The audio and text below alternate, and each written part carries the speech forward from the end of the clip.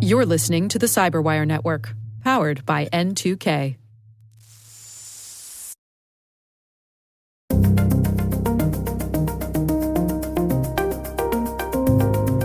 Hello, everyone, and welcome to a very special edition of N2K Cyberwire's Hacking Humans podcast, where each week we look behind the social engineering scams, phishing schemes, and criminal exploits that are making headlines and taking a heavy toll on organizations around the world.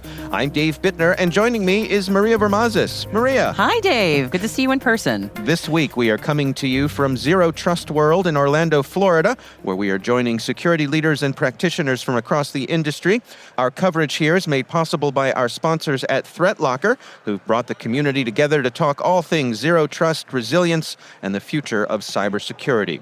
We are grateful to ThreatLocker for helping make it all possible.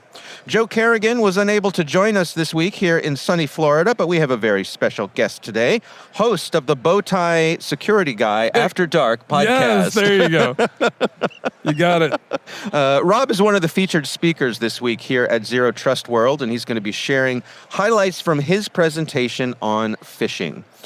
We've got some good stories to share this week. I tell you what, let's just jump in here. We don't have any follow-up this week. So, Rob, welcome. Before we dig into you sharing some of your insights on phishing, can you just tell us a little bit about yourself? What's your story of where you started and what brought you to where you are today? I started as a poor kid who just pulled computers out of trash and figured out how to work on them and kind of repair them. I was an early hacker when there weren't any laws, right? And then Mitnick got arrested, and I got real scared because I was like, oh, you can do real jail time for this now. Right. It became much more serious. So from there, I've always been just a lifelong tinkerer, playing and building stuff. I build replica movie props in my free time. I worked for Disney for 20 years. I helped build out a lot of their programs, their social engineering program, as well as their security awareness stuff I worked with. And then a lot of securing the technology, like the Magic Band. I worked with those guys. Oh, cool. We got to do a lot of cool stuff for my time there. Now I'm just a boring executive at a Fortune 500. Wah, wah. It's not that boring. I mean, you the do war have... stories are amazing, I'm sure. I've got some of the best stories. That is for sure. Well, tell us about the podcast. Yeah, so I started it specifically just to help new people get into technology and understand what the job was really like. I talked to professionals and just asked them how they got into it, how they started. Maria and I were talking before this, like it's not the same way. Everybody has a very interesting journey into technology and into cyber, and now there is no real path. So I try to educate what the job's really like, how many hours you're going to be spending, the life sacrifice, as well as the constant learning aspects of it, and then lots of advice for new people in technology. So that's one of the biggest things for me, is just helping as many people as we can, and then educating them on what the job is like, and that way they don't go into it blind. It's a rough gig, and I think a lot of people who go into technology think it's going to be this constant entertainment and fun, and it's very monotonous, boring work a lot of times. Way to sell it, Rob. I'm just This saying. isn't realistic, though. I'm saying. You gotta deal with the tedium spotted with like some moments of huge excitement. That's the biggest. Every thing, like, let's say you start in like a SOC. When I was first doing SOC work, it took me literally 8 months till I found my first real threat. Right? And once I found my first real threat, it was like the greatest thing ever. Yeah. So you find yourself a mentor. I do. I spend a ton of time mentoring. It's definitely something I fell into. I have ADHD, so I get very obsessed with things. I had social anxiety disorder, and I had a really hard time with that for the longest time. I found mentoring to be really helpful for me, because it keeps me engaged, and then I learn a lot about people. And I get to hear their stories and understand things more, like, how did that make you feel? Oh, that makes sense. How can I help? Those things have been really beneficial to me in my career in general. Yeah. Well, you are presenting here at Zero Trust World this week, and your topic is phishing. And when I was running down the list of presenters this week, I saw your name there, and I said, "Ooh, perfect guest for Hacking Humans." I love it. Yeah. And you were gracious enough to join us here today. Give us a preview of what you're going to be presenting. My biggest thing is I think a lot of security awareness programs focus on the wrong things, which is they focus on click-through rate of a simulation. And that sounds like the right thing to focus on, but really you're training human behaviors, which is, very apropos for the name of your show. Because I want you to know that your job is to kind of hack your employee and teach them behaviors that you want them to have. When you look at things, you're basically, when you send a simulation out, you're bypassing all your own security. You're giving it the literally best chance for success, and many people who are getting the email would never receive an email from an attacker. So the numbers in themselves are skewed, but a lot of them are built off of things like the Verizon data breach report and things of that nature, where they go, well, Verizon says it needs to be 1.5% click-through rate to be successful. So when I was working for Disney, I said, well, where are you getting this number from? Oh, well, we work with one company and we get their information, and they work with several others. And I'm like, okay, well, how difficult is the phish? If you're an international company, are you phishing in their native language? Yep. Like, there's so many variables that don't go into it. And I feel like focusing on that number as opposed to focusing on risky human behavior and training behaviors is much more important. So the majority of the talk is just going to be about bucketing your people into high-risk categories, and then specifically focusing on the skills that you want them to learn, and then hitting them where they learn, right? If you're giving somebody a 40-minute or an hour-long phishing thing, the simulation training, no one's paying attention. Amen. I can vouch for that. Yeah, I think all of us know. They don't care. Yeah. Right. So it's a big focus on micro-learning, because as a society, we've really gone into micro-learning. And that's where we absorb the most data. What do you mean by micro-learning? 2 to 5 minutes tops. Okay, yeah. If you're giving somebody more information than that, they are not retaining any of it. Yeah. Your mind's not designed to. My mind's certainly not No. designed to. Oh, especially. Yeah, no. That's very much how my mind is like, oh, this isn't useful. We'll just trash that. I'm curious what you think about in terms of training people better behaviors. Yeah. Sometimes it can be a bit of a blunt instrument in terms of how we train the end user, and I'm curious about your thoughts on the approach there. A lot of people train people with punishment, right? I've found that that's never worked. It just makes them angry. It makes them hate the security simulations. Instead, what I did is I gamified it.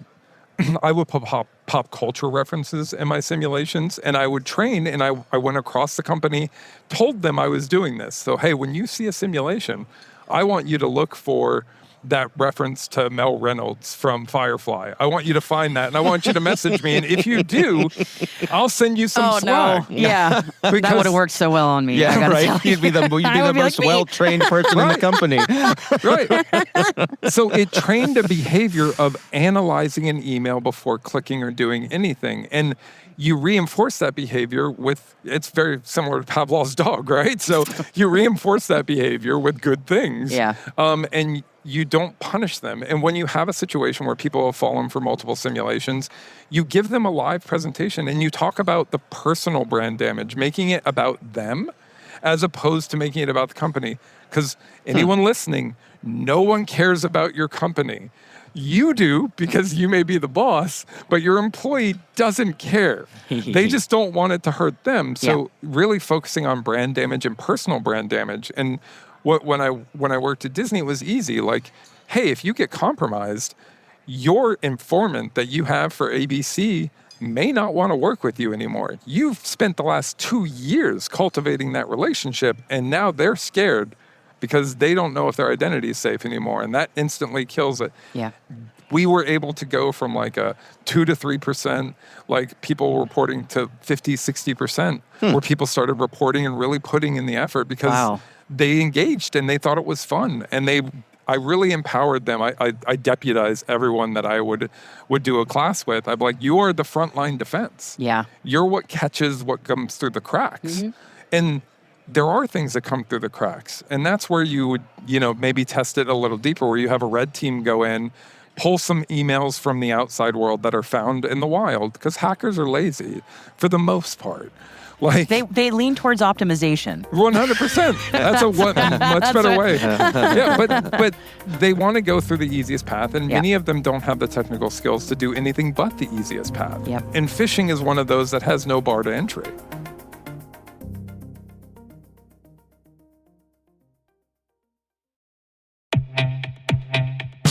Every attacker counts on one thing: environments that trust too much. ThreatLocker closes that gap with default deny at execution. Unknown software? Blocked. Trusted apps? Contained with ring fencing. Configurations? Verified with ThreatLocker DAC so you stay secure and compliant. ThreatLocker delivers the visibility and control CISOs need without adding operational pain, making zero trust real for teams of any size. Stop ransomware at its earliest point. Book a demo at threatlocker.com/N2K.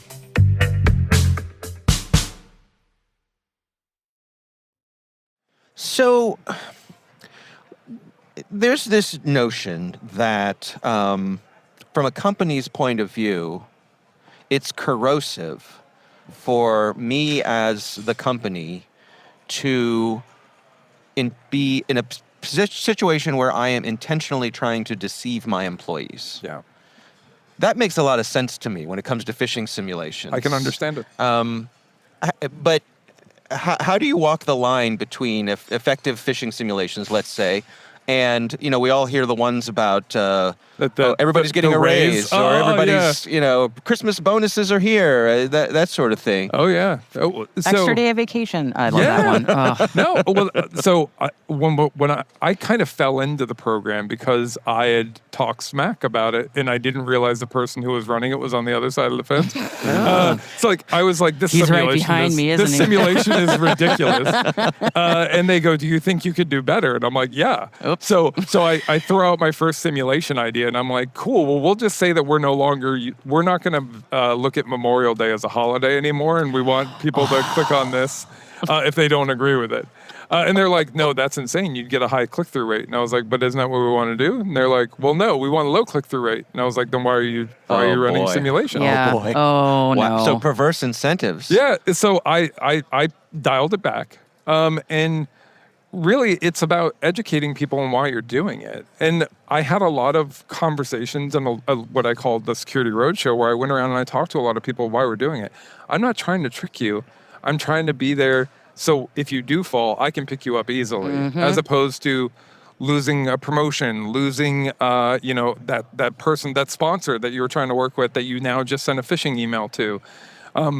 Those things can turn off people. So I made it about them, and I made it important to them being part of that equation. And we didn't get as much kickback as we thought. There were certain business units that will remain nameless that were like, we will never do that. Because we are not going to deceive our users. Okay. And I can understand that because in reality, majority of your phishing attempts are going to be stopped at your perimeter if you have even basic security, right? You're running SPF, DMARC. Right. Let's hope you're doing the basics.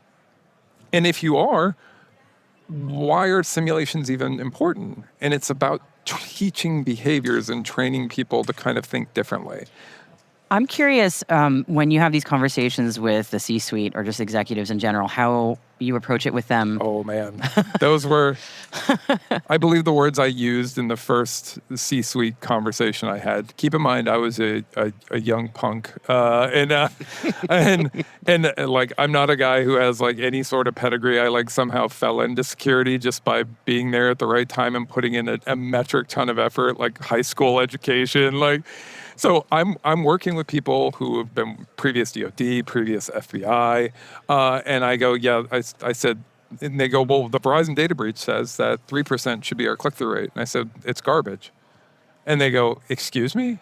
And I was like, it's garbage. I said, can you tell me any of their information? How are they doing their simulations? Where are they sending their simulations? How many samples are they getting? How many samples are being sent? Well, we don't know. So we asked them. We're like, hey, can you tell us? They couldn't. I kept pushing. They said, well, we work with 2 companies that are they do phishing simulations for a living. So they work with a ton of other companies. And that's where we get our data. Well, do you control the simulations they do? No. Do you control the difficulty of those simulations? No. Do you do it in the language that's native to that person if you're an international company? No. So how is it an accurate number? And I really started to talk about changing the way we look at a click-through rate as not a negative, but a way that we need to know that we need to do harder simulations.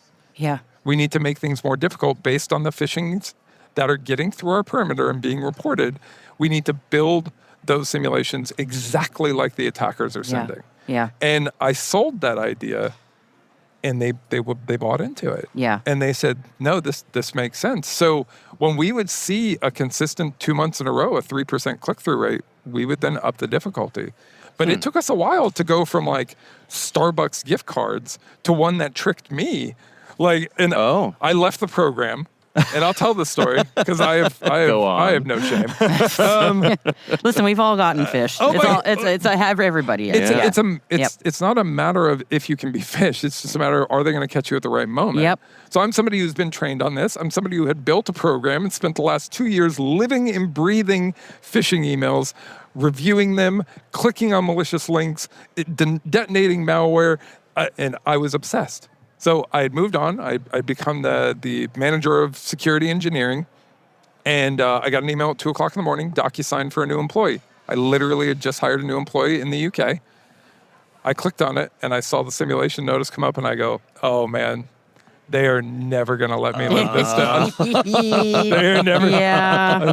The second I logged in, they go, we toppled the king. Who watches the watchman? Yeah. Yep. And I was so, but it was nothing but smiles when you saw them the next day. They were like this. But it proves that anyone can be compromised, right? And it's just catching them at the right time. I always say security is like being a goalie, and they have unlimited penalty shots. They can just keep shooting at you nonstop, and you have no choice but to continue defending. So educating people on slowing down was the biggest thing I focused on. I probably investigated 1,000 phishing emails over the several years that I was doing it, and every single one of them that clicked was just in a rush. Yeah. And it's anathema to how we work in the corporate world, where everything's fast all the time. 100%. And I remember when I got popped. Yeah. in a simulation, thankfully, that our company was running, it was in response to a fake email from our CMO of this thing that needed to happen right away. And I was so used to those requests coming in from her that it completely worked on me. And I remember when I saw that screen come up and our security analyst just wandering over to my cube with this big grin on his face, like, gotcha. Because I had just been working on some DBIR stuff. Oh, yeah. So it was like, really? I got popped? Yeah. And we love popping security people. It's literally that's like the joy. Pleasure. The joy. It is our favorite. And anybody who's in security who gets popped will tell you immediately and will message you, because I had built that relationship with the group. So they knew who I was. Yep.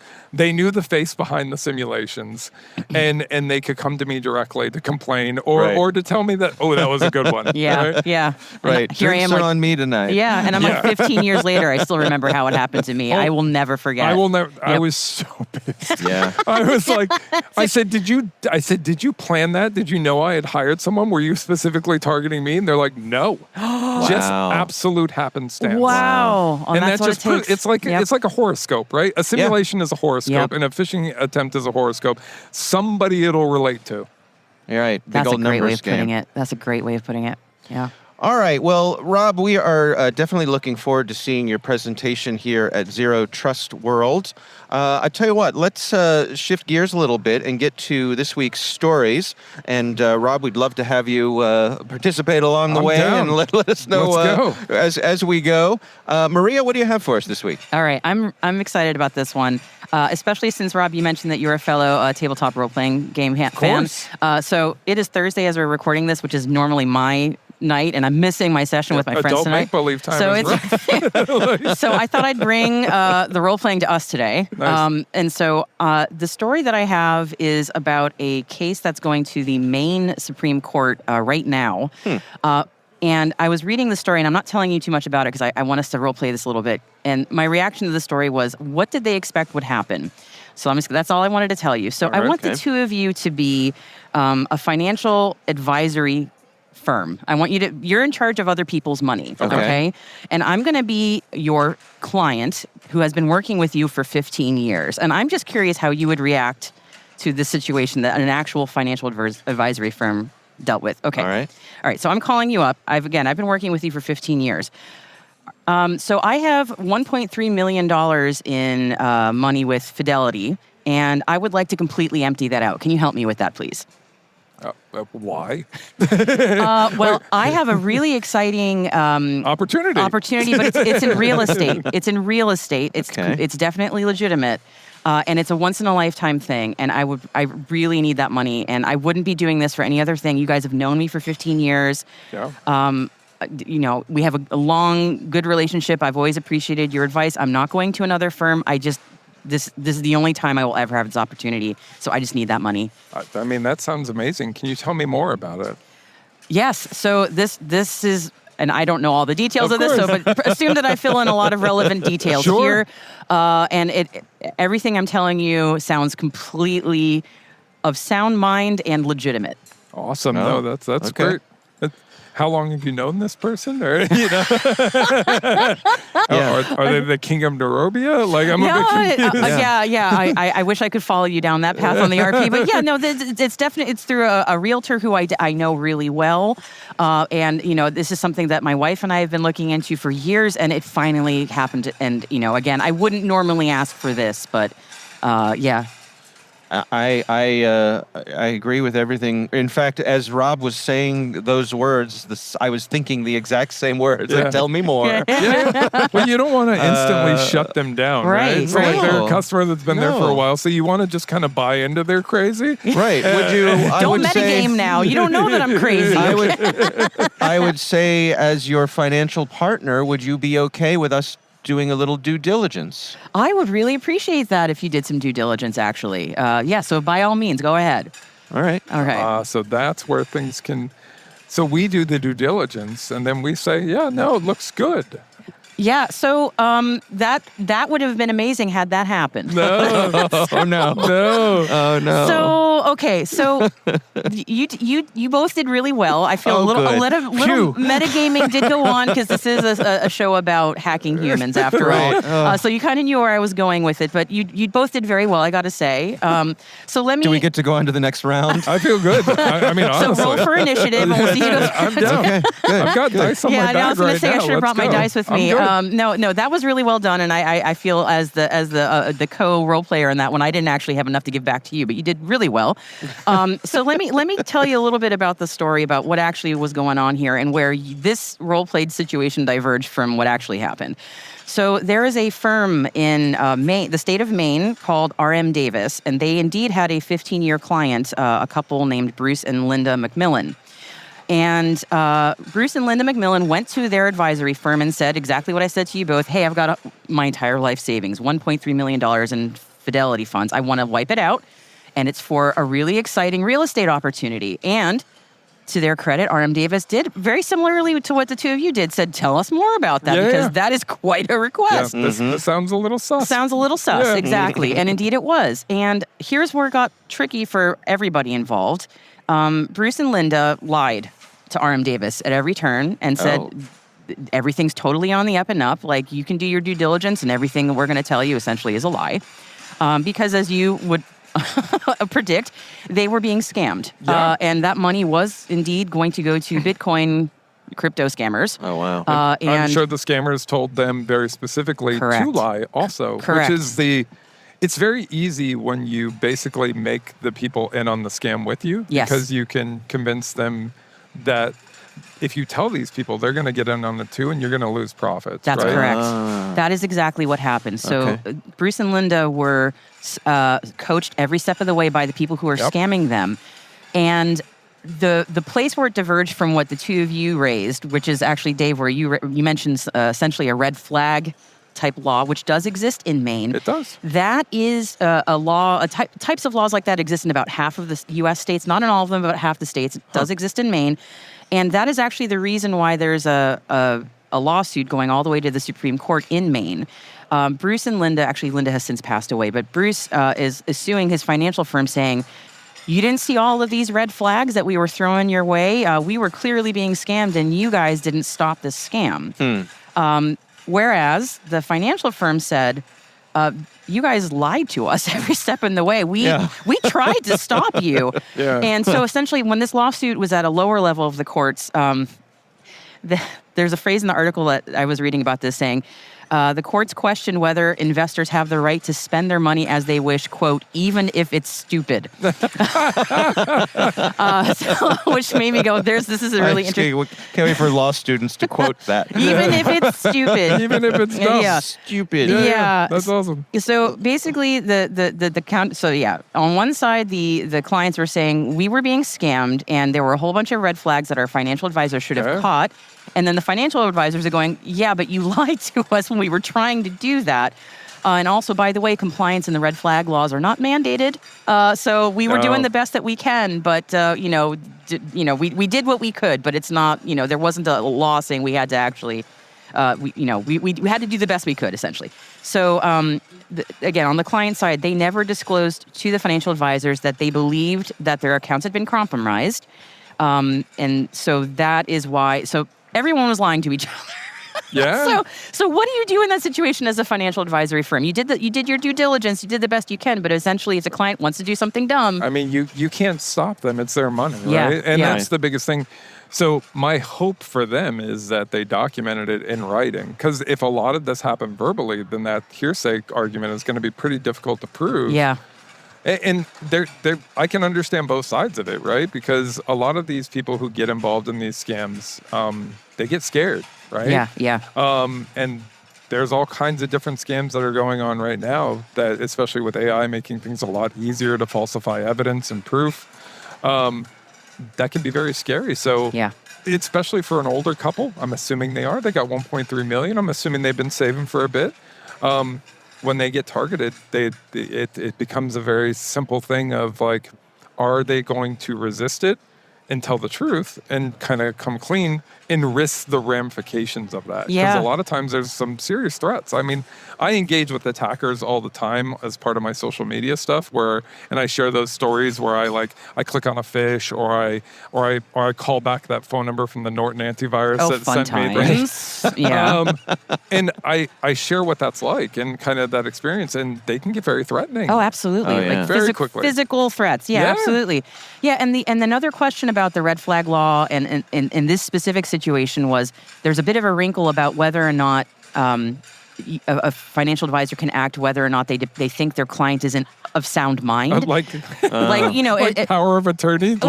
Taking it because they're not of sound mind? That'd be rough. Well, it's also, are the people making this decision, are they mentally competent at that point? Something they could never answer. define. Yeah, Right. and also in the case of this couple, Bruce, who is the surviving the husband who's still alive, he's not mentally deficient, it seems. So, No. it's not like he had dementia or something. He seemed just fine. So I'm watching this case with great interest because this is one of those, I was reading through it and I'm going, what did they expect the financial guys to do in this situation when you lie to them? Well, it seems to me like somewhere in the terms of service with your financial advisor, there should be a paragraph about willful deception. Yeah, if you lie to us, like, what do you want us to do? Right. Yeah. Right. But I mean, if you think about it, though, like a lot of money people take massive risks sometimes. So like it may not be completely out of the ordinary, or they may say, look, I understand this is a huge gamble, but I'm going to put $500,000 on, this small little company called Apple. Right. And then your financial advisor's like, you need to sell everything. They're about to go out of business. And it's like, no, I'm just going to hold. I'm going to hold. And they're like, you're going to lose all your money. And then it turns out to be a huge win, right? Yeah. But for every huge win, there's about 1 million that are huge losses. Yep. And when it comes to crypto scams, like it's getting more and more just demanding. And they're becoming more and more scary because the information is readily available. I investigated a scam recently where the attacker sent an email. It was your standard sextortion email where it's like, hey, we saw you on the internet. We saw you going to these nasty sites and we recorded you. Yep. But then they took it one level further and they sent a follow-up email next week saying, why are you going shopping in your blue sedan? Why do you Ooh. think you can take your Toyota out and go do these things without my permission? Wow. You need to pay or I'm going. Wow. They literally just looked up open DMV records Yeah, and found yeah. the information online. Yep. But it added that additional scare where I had to talk a customer of mine and somebody I work with from a consulting side. And I'm like, no, it's still a scam. It's like, well, how do they know it was my car? I was like, I mean, they paid $20 to get that information? Yeah, you don't realize how much information is readily available online. obscene it's amount. unreal. Yeah. And yeah. it's readily available for anyone who's willing to pay a very small amount. yeah. Right. Right. Because a lot of that is public record. Anything that is entered into the your home or any of those things, it's very difficult to get those records scrubbed. I've tried. Yeah, same. Unless you're within law enforcement, it is not an option. Yeah. Oh, interesting. Yeah. My buddy is in law enforcement. He lives next door to me. So when you go on Google Street View, it's like my house and then blank. Yeah. And I'm like, It doesn't exist. Don't ask. You need to- Who's asking? there's nothing there. You need to ask him to deputize you. Totally. Right? Right? And then let me get that sweet privilege. That's right. But like A blurry house. that's the thing that makes it really interesting is these scams are becoming easier and easier to do.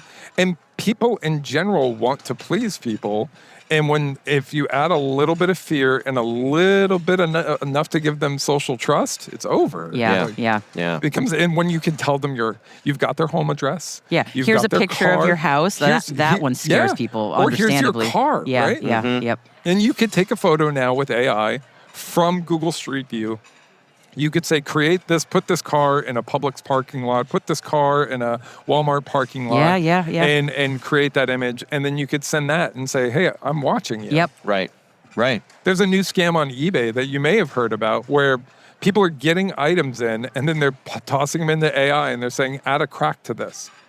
Oh boy. And then they send it and they go, this item broke in shipping. I'm not paying for this. Wow. Oh dang. So like, And it's going to be all these small sellers that are getting nailed they're with getting that. I'm crushed, sure they right? are. Yeah. So Yeah. where do you go when AI is making scamming incredibly easy? There's really no repercussions for things like this. Cabin Yeah. in the woods is my answer to that Right? one a lot of the time. I'm down. Honestly, bug out cabin, time to go.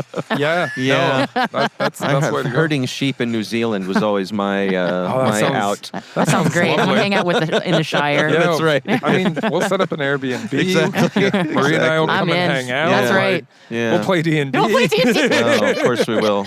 I want to go to like one of those D&D campaigns, like in a castle. Like I've been wanting to do one of those for ages. Yeah, So they look I found out that you crazy can good. rent Gary Gygax's original house and his basement on Airbnb. Oh, I'm not my sure I'd want to do the smell, man. Yeah, I don't I'm know. sorry. Can you imagine? It's gonna smell I like don't dirty know. socks and Doritos. I'm I'm down. not Probably sure. cigarettes from that well, era. Totally. Cigarettes. I can't wait. Everybody's mom's basement smell. I'm yeah. trying to convince my friends to go. I was like, hey, we're going to go here. And this is going to be what we're doing for it's- my birthday. yeah. The rumpus room. Oh boy.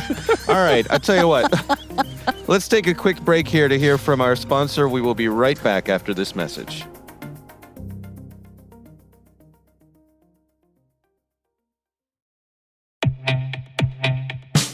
Most environments trust far more than they should, and attackers know it.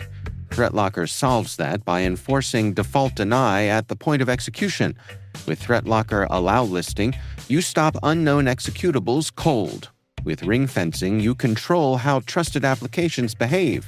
And with ThreatLocker DAC, Defense Against Configurations, you get real assurance that your environment is free of misconfigurations and clear visibility into whether you meet compliance standards. ThreatLocker is the simplest way to enforce zero-trust principles without the operational pain. It's powerful protection that gives CISOs real visibility, real control, and real peace of mind. ThreatLocker makes zero trust attainable even for small security teams. See why thousands of organizations choose ThreatLocker to minimize alert fatigue, stop ransomware at the source, and regain control over their environments. Schedule your demo at threatlocker.com/N2K today. And we are back. We are coming to you from Zero Trust World in sunny Orlando, Florida, thanks to our sponsors. at Threat Locker. We appreciate them hosting us this week while we're here and providing the facilities for us to record our podcast live. It's time for my story this week, and mine is about malvertising. Malvertising is one of those cyber threats. I think most people encounter it many times without realizing it. You know, you visit a perfectly legit website and an ad loads in the background, and suddenly you're redirected to a scam page.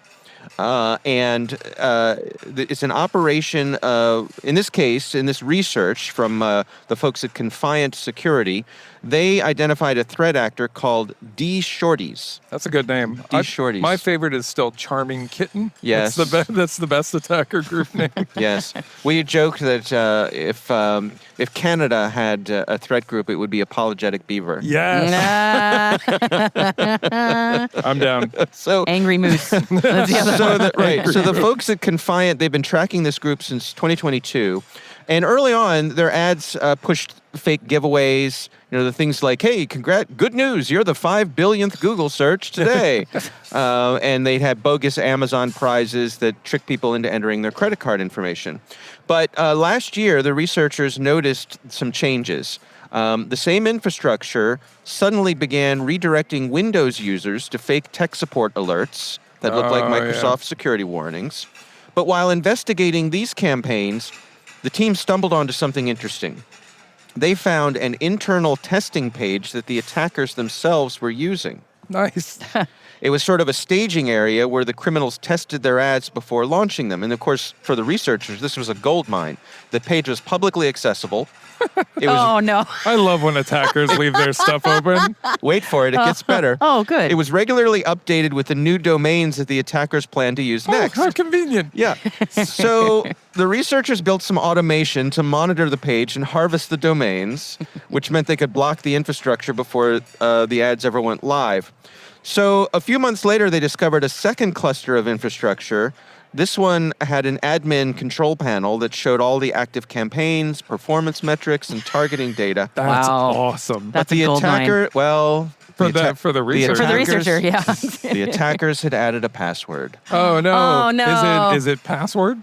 1, 2, 3, 4, 5, Oh, 6. no. Nicely done. I was going to go with Hunter too, but that was the other. Good guess. Hacker proof. Yeah.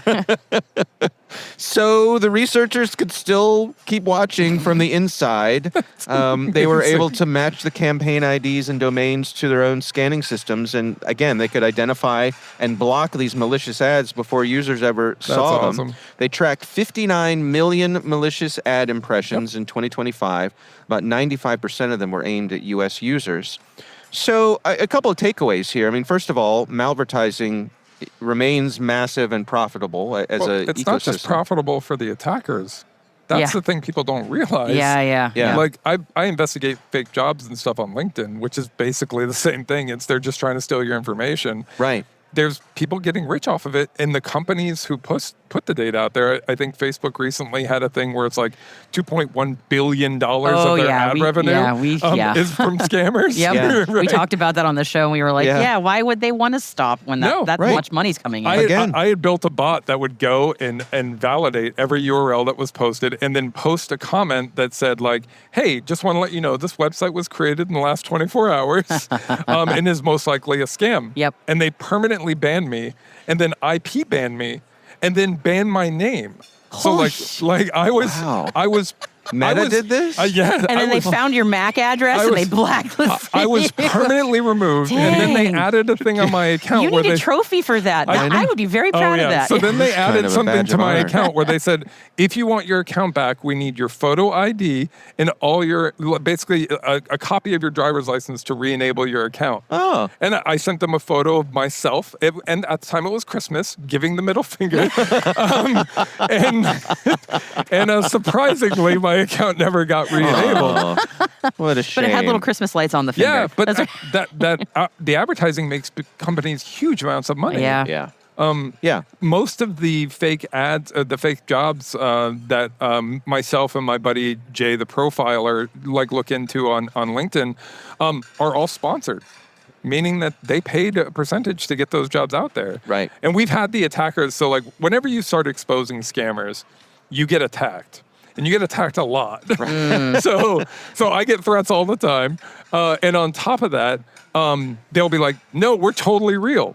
And I've invited multiple to my podcast. I'm like, look, if we're wrong, come hang out. Between myself and Jay, we've got probably around 40,000 people. Like, come listen. We are happy to have a conversation. Surprisingly, no one has ever taken me up on this offer. Gosh, maybe they're just camera shy. No, but that's the audacity of these things. And the thing is, there's no repercussions. No, at all. none at all. Yeah. Yeah. Well, obviously, the other thing here is that sort of the break in the investigation came not from the sophistication of the researchers, but from the laziest. Yeah, I was going to say, no. I found that multiple times in my investigation where they would leave the attacking website open, and then I would find an INI file or some sort of configuration file with all of the domains, so we could pre-block all of the domains that were associated with the attack. I mean, it all the time.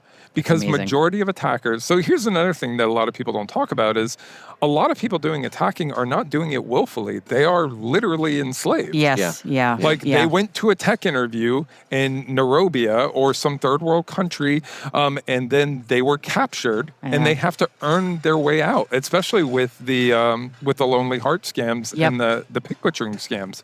Right. So I've talked to these attackers that have told me, like, I don't want to do this. I literally have no choice. Yeah. Wow. So as much as I feel bad for them, I also understand that not everyone is malicious. Some of them are victims themselves. Yeah. And that's the craziest thing about attacking outside the United States and even in the U.S. Like, pig butchering happens here too. It's just people are more afraid of it, but it's very difficult to prosecute. Yeah. And like in the instance where the crypto scam that we talked about, it's like it's very difficult to kind of get through things like that because how do you trace it? Yeah, right.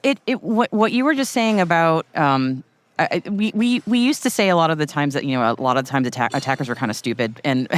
I mean, sure. But especially with the organized crime and the slavery involved now, it kind of reminds me of those stories from World War II of when people would find shells that didn't have any explosives inside and it was written on the side like this is the best we could do. Yeah. It's like maybe now when we're seeing this real incompetence, sometimes it could be somebody going, this is the best I could do. I can tell you, talking with these individuals, that is very much what they do. That's because their heart's not in it and they don't want to do it. But also remember, when they send a phishing email that's very easily identified, they do that on purpose because they only want to catch the dumb people. Yeah. Right. They don't want to catch somebody who's going to second guess it. They want to catch somebody who's like, oh my goodness, this prince from Nigeria is sending me $1 million. All I need to do is this. And we joke about that, but that's still a multi-million-dollar profit scam every year. It sure is. It's insanity how much money it makes. It sure is. It's like, I'm in the wrong business. I know. The Yahoo boys are doing real well. Yeah. It's retirement plan. Retirement plan. Right? Well, can't say that on the internet, Dave. Everyone has that moment when you're an ethical hacker where you're like, is this the moment I turn black hat? I remember I was doing a hack one time and I had gained access to like financial records for all of these super high level executives, as well as all the bank account information, as well as all the things where I was like, you're like, this is a lot. Is this the moment? Is this when I go, you know what? Let me just write my own check. Let's get out of here. I, of course, didn't do that, but you always have that. And Moral dilemma. And I try to explain that to people. Like, your hackers are only as loyal until they're not. Yeah. Maybe we need some more ethics classes for people. No, I think it's really important. Yeah. All right. I tell you what, let's move along here just for the sake of time. And of course, to our listeners, if there's something that you would like to send us and so we can consider it for the show, please do so. Our email address is hackinghumans@n2k.com. All right, Rob, Maria, it is time to move on to our catch of the day.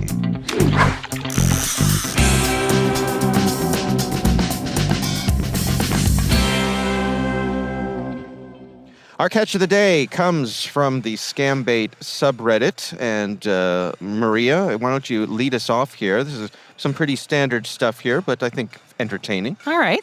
Hello, I'm Mavis Wanchik. Wanchik? Your guess is as good as mine. Sorry. A lot of syllables, not very many vowels. Apologies to our Polish listeners. I'm learning. I'm Mavis from Texas, and I'm 65 years, and I'm a businesswoman, but my pastor to us on this week about helping and it really touched. So that's why I'm here to help other for a little out of what I have. I'm texting you to to see if you need some money to pay off bills or do some other things. Hello, nice to meet you. And you also send me your number, sir, so I can message you on Signal app, sir, so we can cat more better, sir. I can help you with any amount, sir. If you want to buy a car or house or truck, sir, let me know. I can help you with any amount, sir. Hello, Mavis. That's a lot of sirs. Well, Mavis is very polite. To be honest with you, I don't actually need much money. You see, I've already retired to my farm out in the country here, and between farming, my pension, and my superannuation, I have plenty to get by. My worry is my son, you see. He works out on an oil rig across the country, and between his poor financial choices and some unfortunate incidents, he's found himself in quite the debt. Now, initially, I wasn't going to help him out of it, but since you reached out to me, I thought I might as well solve this problem for him. You can see, sir. Look at the people I help, sir, on TikTok, sir. All day, get their money immediately, sir. So let me know, sir. I can help you with any amount of money, sir. Are you afraid of telling me the amount you need, sir? Question marks. Skip ahead a little bit. He a says, lot of question marks. let's just say $100,000. That should work for the time being. If he needs more than that, he can sort it out himself. Yeah. Yes. Okay, sir. I will help him with that, sir. So are you the one who is going to help him and collect the money, or will he do that himself, sir? Oh, it would probably Very be best polite. if I get it. Then I can pay off his debts for him. Okay, sir. How you get the money? The one green dot is free at the store. All you need to do is activate it with minimum amount of $50 so I can pay you off immediately. The one, what? This is the card you are going to get, sir. So I can be a to load the money. Okay, it's sir. Wow, I don't know how to parse that. Impressive. And you go to the ATM around you and take the money out of the card, sir. So when you get the card, you activate it, sir. So I can be able to load the money on the card, sir. And you can go to the ATM around you and take the money out of the card, sir. Question marks. The question marks really sell it. They really do. I think we can stop there. Like it goes on, but There's a lot of sirs. Mavis includes a picture of a Visa Debit card. Only $50. Only I mean, $50. Yeah. Yeah. So Do you guys have that? unpack info? it. I mean, Help us out here, Rob. What do you think's going on behind the scenes? I feel like this might be just a scam to get $50. I'm just saying. I mean, Just front me 50. I mean, maybe not. Maybe it's legit. I always like to think that there's like somebody who's been trying to give away their money forever, but nobody Yeah. believes it's real. And Right. It's like, why can't anyone take my millions? Yeah. This is the struggle of a prince.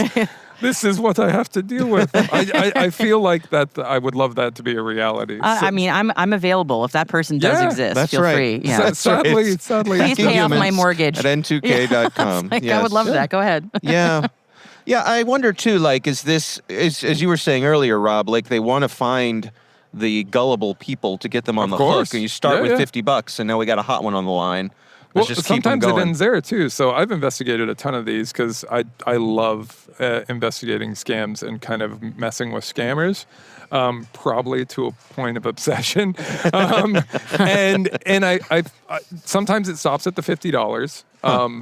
And then, but other times what'll happen is, so I've given my information away to hundreds of hackers. I have burner phones in my house that ring and like, I'm like, shh, and I like run over and grab the burner phone.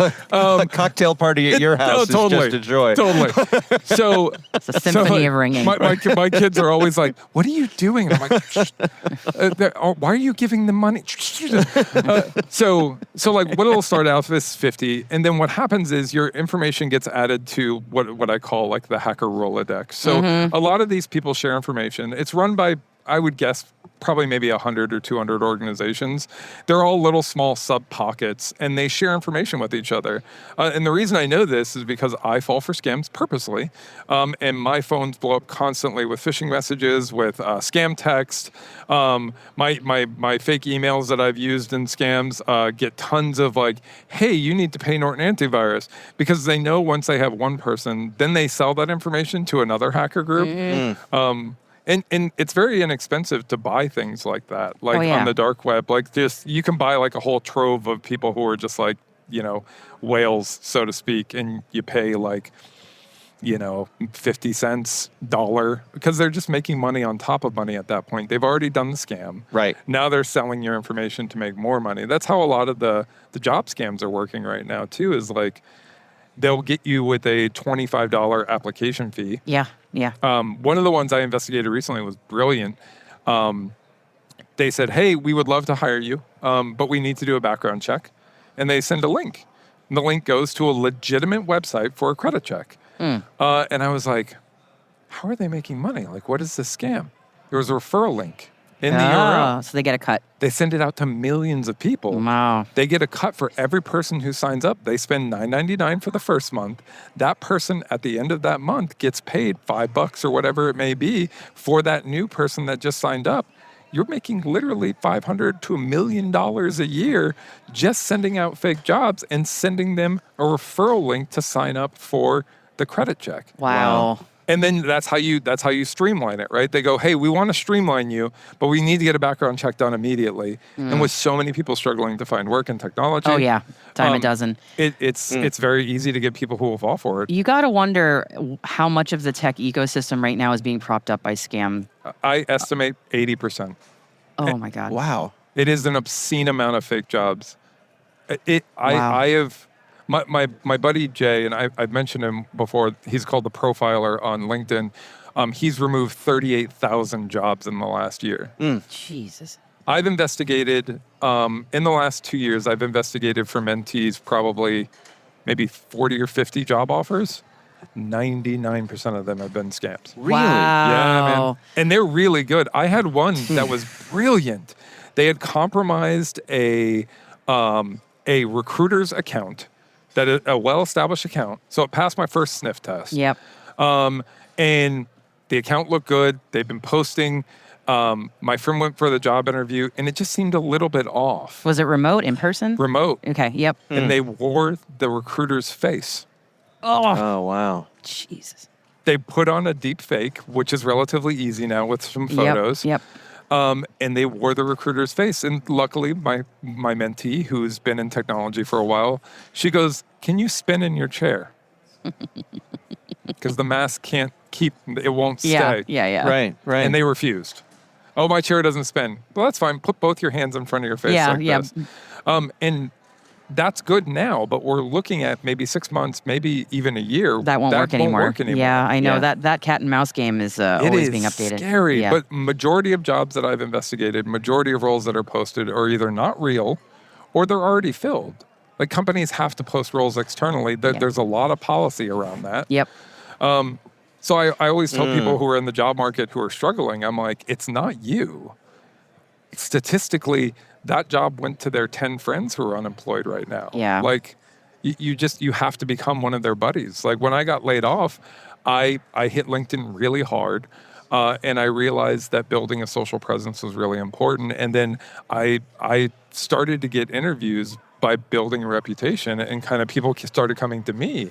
But I would fall for scams on purpose. I would get on calls and they would try to drill me for information about my previous company. That was my favorite. I would get a job offer and they'd be like, "We want to talk to you." And I'd join with 5 guys. And they would start peppering me with questions about Disney and their AI posture and all this stuff. And I was just making up crazy stuff. I was like, yeah, we really invest. Our biggest investment right now is AI honeypotting. And they're like, "Oh, wow, tell me more." And I was like, "Yeah, we do honeypot AIs." And they're really enthralled and taking copious notes. Oh my, they literally are the whole time. Yeah. And they're like, "Well, we would love to offer you job." And I was like, "Oh, that's awesome." I said, "But I'll let you know everything I told you was a lie, and I was just wasting your time because clearly you're scamming me." And and I posted some of those videos. But it's very interesting because a lot of people who are in a desperate state, and I've been working with people for the last 2 years in this hiring market, they're struggling and the attackers are taking advantage of it whole heart because it's very easy to do and it costs very little and you can scam a lot of people really, really quickly. Yeah, and especially if you're looking for a job that's wasting a ton of your time, which you could be using to and find a better job. And that's the biggest thing. And all of the job networks, not Yeah. just LinkedIn, all of them are just flooded with fake jobs because there's a lot of value to it. I've had mentees who have signed up for jobs. There's two big scams that I've seen recently that are really clever and just terrible. One is what I call the MSP scam, where they'll hire you. And in your contract, it basically says if you leave within the first 2 years, you owe them $20,000. Get out. Yeah. Oh. What? And then they make it a very inhabitable work environment. You were hired as a security professional, but you're doing desktop support and you're going house to house. And if you quit, you owe them money. Oh my God. Because they invested in you, and that's their logic. And people sign it because they have no choice. Oh. And I had one guy who moved across country for a job scam. And it was absolutely, the building was fake.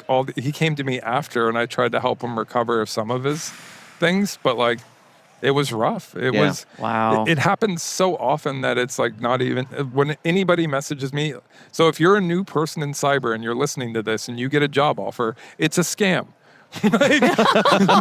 like, unless you actively know the person, it's a scam. So go to B-Sides near you. Seriously, go meet people in person. Go to LobbyCon. Volunteer your time. Yep. Don't go as an attendee. Go as a volunteer. Yep. And put the cycles in, because that's how you get noticed. All of my mentees who have listened to me and taken this advice have found jobs for entry level. Wow. Because you have to put in the work. All of us who got into technology and cyber, we basically got into it because we were like the one who just kept breaking stuff. And showing up. And showing up. Yeah. Right. Like, I hung out long enough that they go, hey, you could probably do this. Do you want to figure it out? But Hope now you might as well start paying you. Yeah.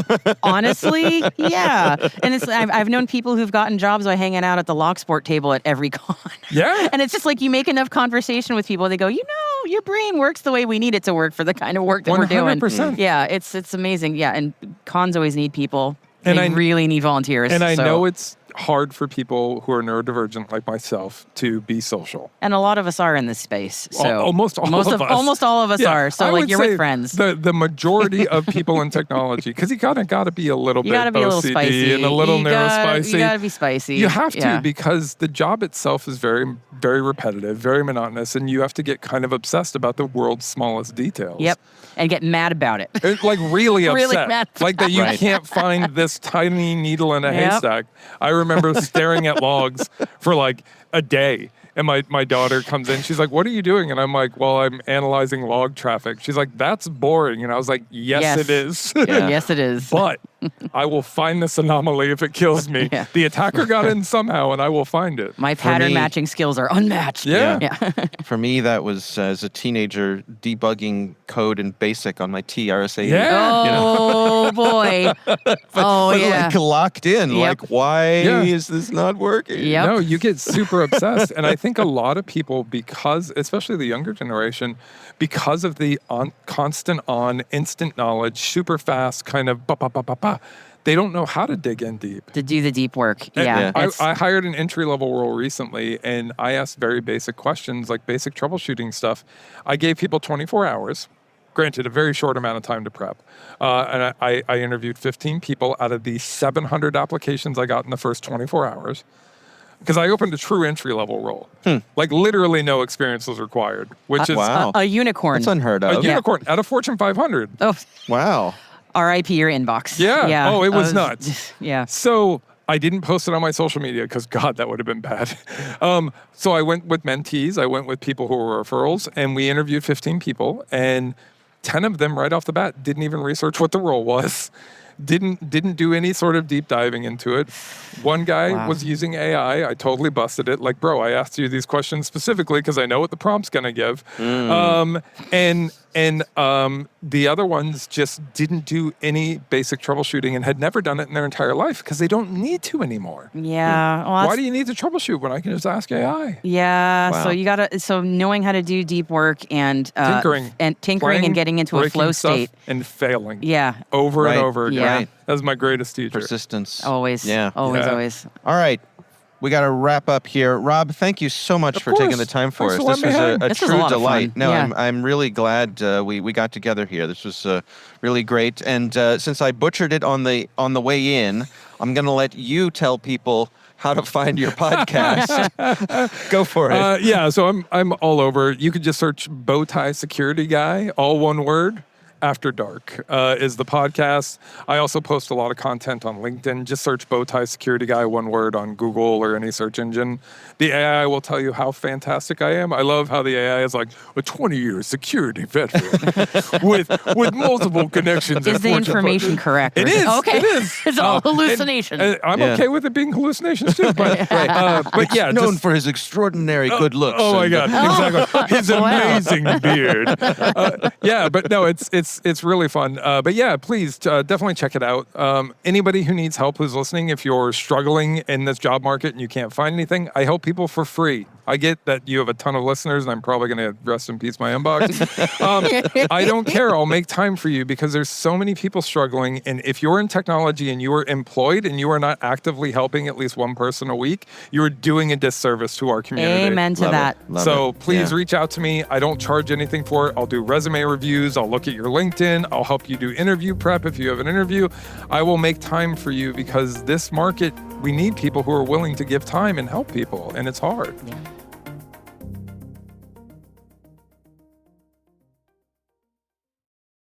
Most environments trust too much, and attackers know it.